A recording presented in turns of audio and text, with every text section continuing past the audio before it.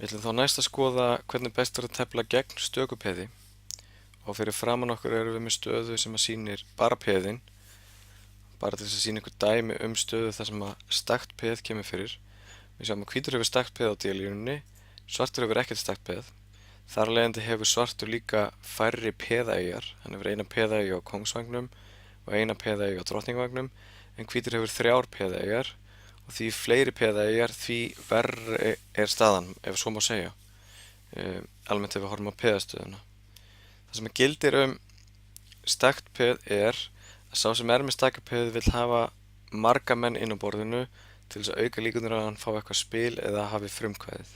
Sá sem hann teflir gegn staka peðinu, svartur í þessu tilfelli, vill fækka mönnunum á borðinu því að vægi staka peðsins verður meira, þar að það skiptir meira máli í endateflinu.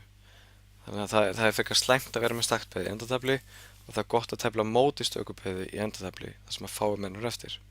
Þannig að það er svörtum í hag að fækka mönnunum á borðinu. Það sem að svartur vill líka gera er að reyna að blokkera peðið, eins og það er kallað, koma einhverju manni fyrir framan peðið svo það geti ekki farið áfram og búið til eitthvað mótspil. Mótspil þess sem hefur staka peðið snýst oft að leika peðinu áfram undir hentugum kringumstæðum og reyna að opna línur eða búið til einhverja góða reiti fyrir menninni kringum peðið, en nái sá sem að teflir á móti staka peðinu að blokkera það, þá er staðan hans oft nokkuð góð. Kíkjum þá á fyrsta dæmið úr tefldri skák og hér erum við með stöðu úr skák Anatoli Karpov og Boris Spassky. Ég hef reynda valið að taka ansi mörg dæmi með Karpov í minni umfjöllun staka peðið. Karpov er mikill sérfræðingur að tefla gegn staka peðinu. Þessi skák er tefld árið 1979. Karpov með hvítt og Spassky með svart og Karpov leikir þessa stöðu biskup E5 sem að eykur völd hans á D4 reitnum sem skiptir eiginlega öllu máli í þessari stöðu. Það er oft talað að sé best að blokkera stök peð með rittara, en í þessari stöðu hér er erfitt fyrir rittaran að komast á D4 reitin þar sem hann er leppur, þannig að Karpov nota biskupinn sinn til þess að hafa tök á D4 reitnum. Nú kom rittar E4 og drottning E2. Karpov er ekkert hræddur við uppskipti á mönnum vegna þess að hann er að tefla gegn staka peðinu og því meira sem mönnunum fækkar á borðinu því léttara verður fyrir Karpov að vinna staka peðið. Nú kom hrókur D8 sem styður við staka peðið og nú auðvitað reynir Karpov að setja eins mikla pressu á staka peðið hann getur.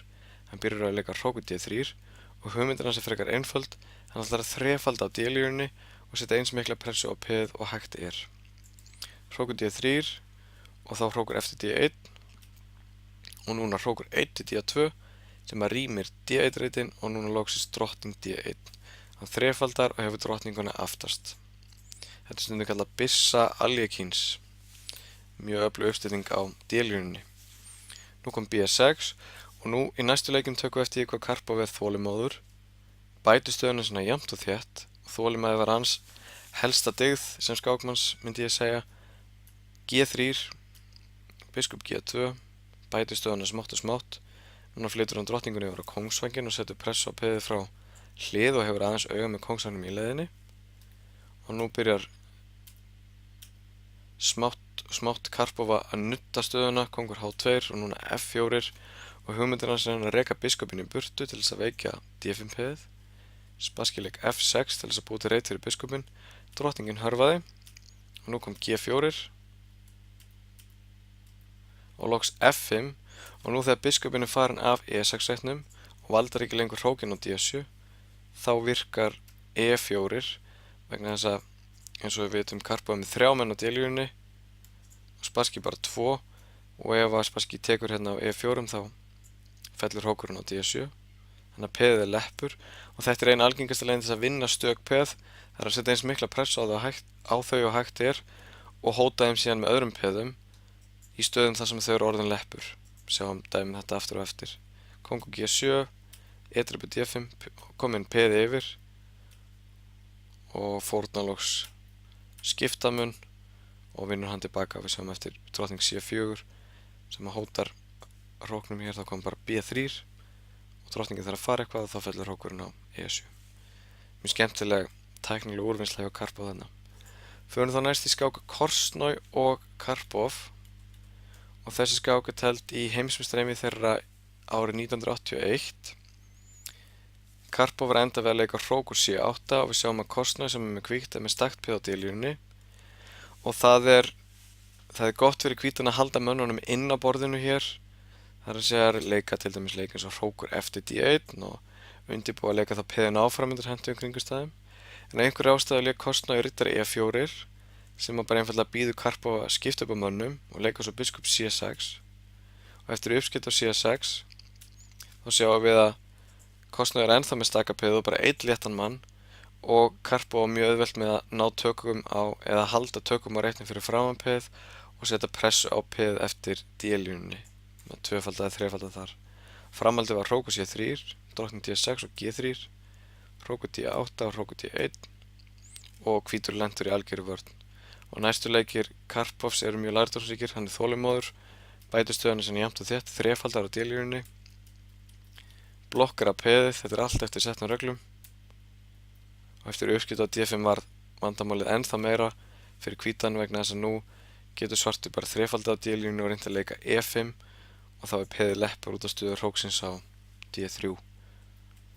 Reynda var framhaldið svona að kostnaður var ekki nógu þolinmóður, leik F4 þar sem vildi ekki bíða eftir að Karpov leiki E5 og þá komst að hvít orðin svo veik að Karpov vann í framhaldinu eins og við sjáum með drottning B5 og nú bara reist drottningin í gegn, nú kom E5 og hvítu mennirnir eru allir yfir á drottningavagnum og hvítur ræður ekki við neitt á kongsvagnum eins og við sjáum. Svartur hóta máti hér á G2 og nú kom drottning C5 og svo drottning D5 skák og hrókurinn fellur á A8. En tapmennska Karpovs í miðtöflunni mjög lærdómsrík og þið getið jafnvel spólið tilbaka og horft á þetta aftur hvernig hann setti pressu á D-peð og blokkaraði það í leiðinni. Kíkið þá þriðja dæmið úr skákum Karpovs og þetta er úr skák Gata Kamski og Anatoli Karpov frá 1996 einvígi sem þeir teldu. Hér er Karpov með svart og sjáum að Kamski er með stakt peð á D-línunni eins og við sáum áðan og hér leik Karpov lærdómsríkum leik riddari E7 sem undirbýr að flýta riddarinn á D5 reitin eða jafnvel á F5 reitin til þess að bæði blokkara eða hóta peðinu og rýmir líka C6 reitinu fyrir biskupinn sem eykur tökin á reitnum líka fyrir framan peðið. Riddari E5, riddari F5, hann hefði líka getað leikið riddari D5 í þessari stöðu sem er mjög góð leikur en riddari F5 bara einfallega hótar peðinu, hann sá ekki ástæðu til þess að blokkara það. Nú kom riddari C4 og drottning A6 og svo biskup C6 og biskup D5 og svartur hefur öll tök á stöðunni með pressu á D4 peð og það er vel blokkarað og í rólegheitum getur svartur reynt að bæta stöðuna sína jafnvel með að tvöfalda eða þrefalda D-línunni, létta á stöðunni með að fækka mönnunum og reynt að herja á peðið í endatöflunni. Ég ætla að fara 20 leiki fram í tíman, fram í 41. leik og sýna ykkur. Hérna erum við í 40. leik og hér sjáum við að Karpov er komið með biskupaparið, hvítur er ennþá með staka peðið og þetta endaði á því að hvítur ákvað að gefa peðið til þess að fá eitthvað spil en það dugði ekki til, Karpov vann þetta auðveldlega. Förum þá í síðasta dæmið og það er úr skák með miklu meistara, það er Mikhail Botvinnik, fyrrverandi heimsmeistari sem hefur hvítt hér gegn Evgenij Zagorjanski og þessi skákur frá árinu 1943 og þetta er gott dæmi hvernig tefla á gegn stöku peði. Svartur hefur stakt peð og ekkert sérstakt spil í kringum peðið. Botvinnik sem hefur hvítt byrjar á því að stilla hrók upp á D-línunni og svo tvöfaldar hann hrókarna á D-línunni, loftar aðeins út, bætir stöðuna og byrjar síðan að létta á stöðunni með að fækka mönnunum og þetta eykur tök hans á stöðunni og auðveldar honum að sækja gegn staka peðinu. Biskupinn fyrir F3 og hóta peðinu og svartur er bundinn í báða skó að valda peðið sitt og nú gerir Botvinnik eitt sem að sterkir stórmeistarar eða sterkir skákmenn gera stundum í betur stöðum. Það er að endurtaka stöðuna einu sinni aðeins til þess að svekkja andstæðinginn og láta hann halda hann sig að fá jafntefli eða þreyta hann aðeins og leika á svo einhverjum öðrum leikjum. Og í þessari stöðu hér gerir Botvinnik lærdómsríkan hlut, hann hótar peðinu með öllum sínum mönnum en svartur valdar peðið líka með öllum sínum mönnum. Það er erfitt að vinna peðið þannig að Botvinnik býr til annan veikleika. Svartur hefur nú þegar einn veikleika en stundum er talað að andstæðingurinn þurfi að vera með 2 veikleika til þess að hægt sé að vinna hann. Þannig að Bóteng sækir fram á kóngsvagnum á meðan menn Svarts eru uppteknir við að valda peðið. G5 býr til veikleika á kóngsvagnum. Svartur er ennþá bundinn við að valda D5 peðið sitt og meðan þá býr hvítur til hótanir á kóngsvagnum og Bóteng vann þessa skák glæsilega hérna með að vinna peðið síðan á F5. Svartur fórnar G6 peðinu í staðinn til þess að valda F5 peðið sitt en kóngstæða Svartur var veik og eftir drottning D8 þá gaf Svartur upp. Sáum bara hvernig Bóteng gerði þetta, hann byrjaði að tvöfalda eins og við sögðum, létti síðan á stöðunni með að skipta upp á mönnum og hóta peðinu eins mikið og hægt er og býr síðan til annan veikleika á kóngsvagnum. Lærdómsríkt. Takk fyrir.